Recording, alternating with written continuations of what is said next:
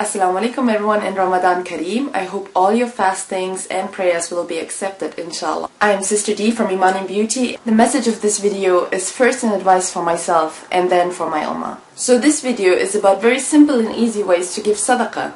I know that it is said that if you do sadaqah and a good deed that you should keep it to yourself. But sometimes you can mention that you did sadaqah or how to make sadaqah to inspire and encourage people to do so as well. You know, there are sometimes people around the world who don't have a regular income to donate money. There are even students and youngsters who don't have any money at all but still want to give sadaqah. So this is what the video is good for. Did you know that you are capable to give sadaqah every single day subconsciously? Really? So let's start.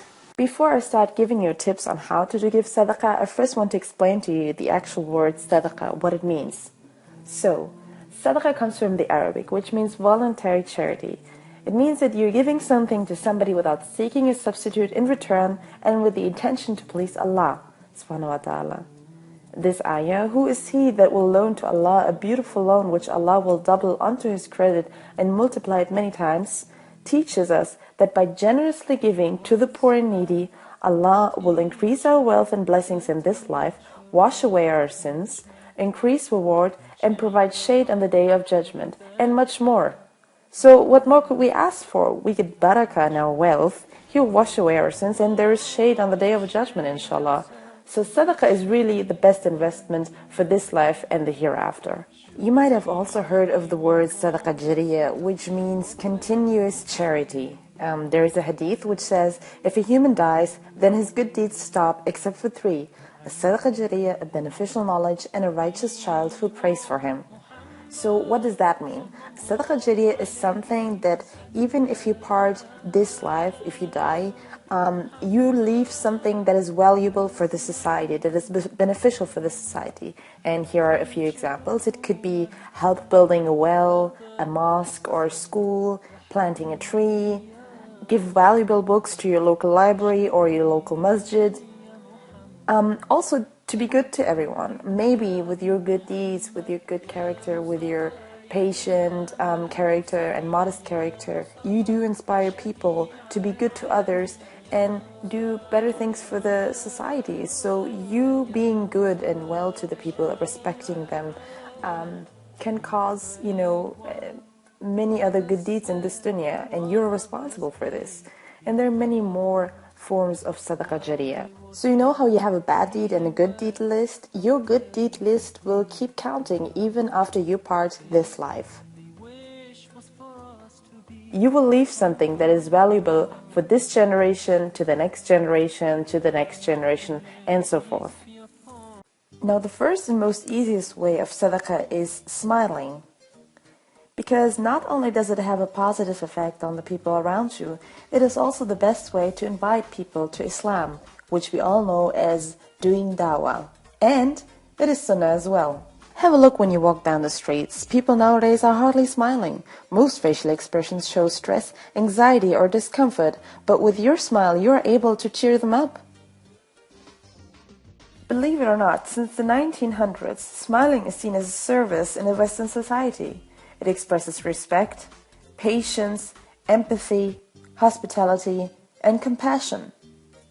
For example, when an employee smiles at a stressed customer and shows excellent listening skills, most of the time there is a report of total satisfaction. And have you noticed something? These 5 values that I've showed you before are values that our Deen teaches and mentions many times in the Quran and in the Sunnah. So who knows, maybe your smile gives comfort to people in need, and he or she feels better afterwards. The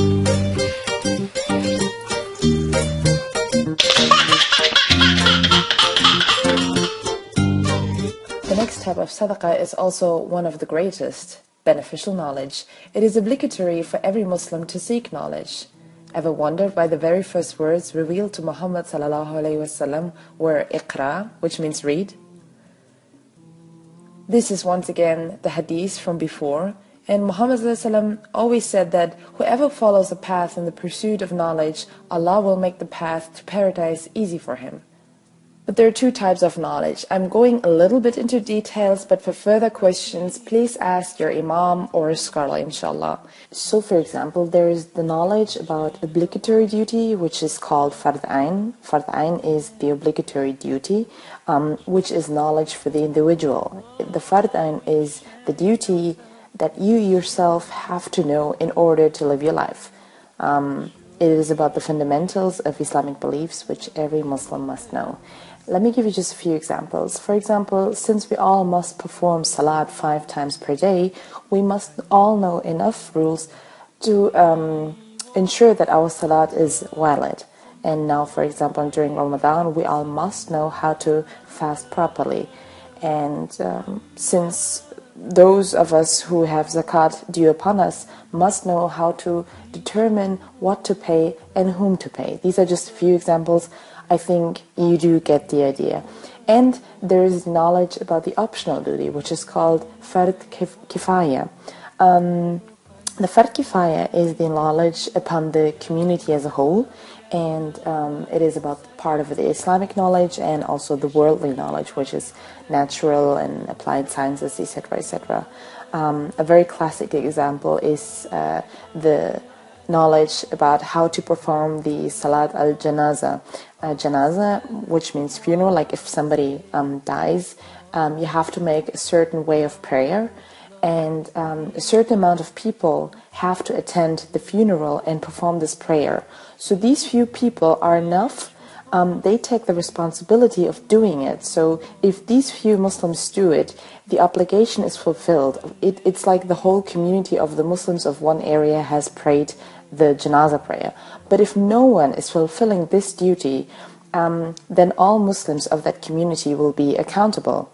So, yeah, this is about the Islamic knowledge, for example. But there's also, of course, the sciences. These are all the basic sciences, industries, and professions which are of vital necessity for the welfare of the community. Examples of these fields are, for example, engineering, agriculture, fisheries, food science, all the teachings that you learn in school, at the universities, mathematics, business, economy, something that is beneficial for the community.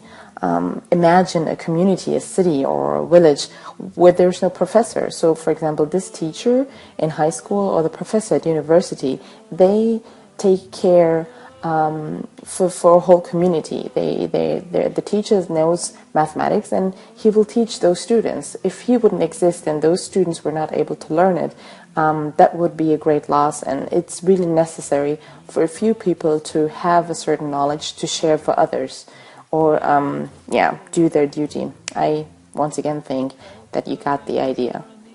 Sharing is caring. Teach and tell your children and siblings and friends about Islam. Also, try to help them in any other matter by sharing your knowledge. This is also a perfect way to bond with your child and show and teach them Islamic values. This way, your child will inshallah pray for you someday, asking Allah subhanahu wa ta'ala to forgive you. My third tip would be donating clothes. Ask relatives who want to travel to a country where there are poor people and those who are in need. Maybe you can give them some of your clothes, or any other organization, your local mosque or your neighbors.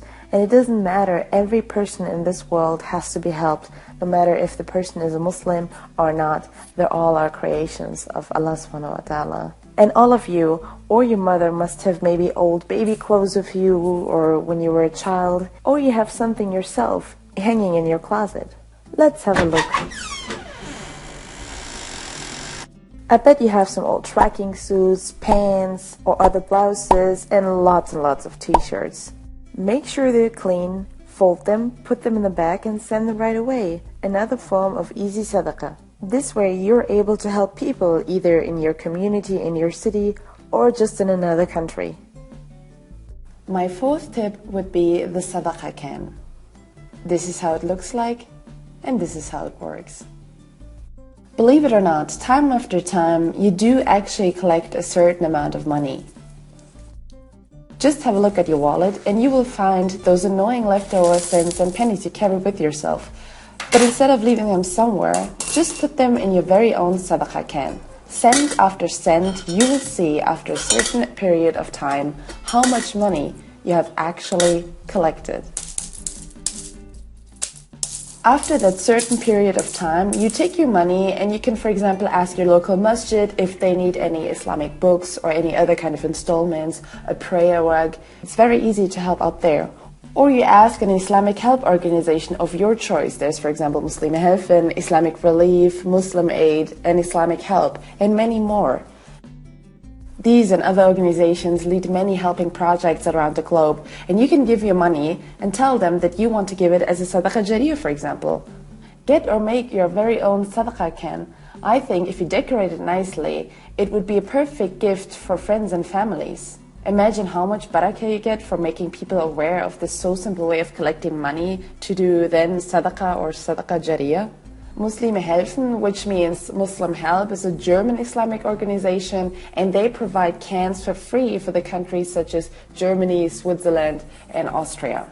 So when your Sadaqa Can is full, you open it and you send it to the organization telling them for what project you want it to be donated for example, for a project where it builds a school in a third world country, or help building a well, or help building a mosque, either in your area or in another area.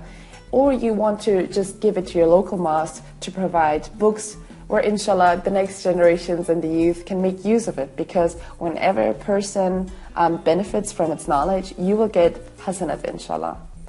And there are other simple ways of giving sadaqah. For example, you're seeing for a man with bad eyesight is a sadaqah for you. So we can see that as a way where you can just help your parents out. Maybe you want to help out your grandfather, your grandmother reading something, or help an old lady or old man crossing the streets, carrying those heavy bags filled with groceries. Remove a stone or a bone from the road is a sadaqah for you. Emptying your bucket of water into your brother's empty bucket is a sadaqah for you. So basically, you can see from all these ways of giving and doing sadaqah is that just be good to your neighbors, be good to your parents, be good to your siblings, help them out. When your little brother or sister is struggling with mathematics and you know about it, just help them out. Or now during Ramadan, we have our mothers cooking iftar for us. Man, especially when you have guests over, it's a lot of cooking. So what you can do is you let her cook iftar, then you eat all together, and then you can help out washing the dishes. Let your dear mother rest for a while. And this goes for all the sisters and the brothers. You can be like Abu Productive and help for iftar either at your home or in your local masjid.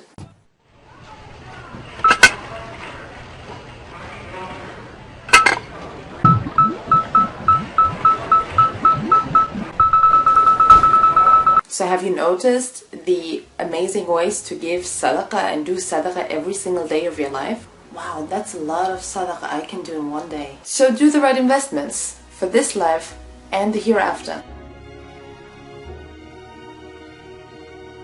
Another good deed that you can do is share this video with other sisters and brothers around the world who might not know of the different forms of sadaqah. Everybody wants to have plus points on their good deed list, right? So I hope you all liked this video. Please comment below of your ways of doing and giving sadaqah if you know any other ways. I hope that we will get barakah insh'Allah, that Allah will bless us, keep us healthy, successful, happy, and on the right path insh'Allah. I am Sister D. Assalamu alaikum.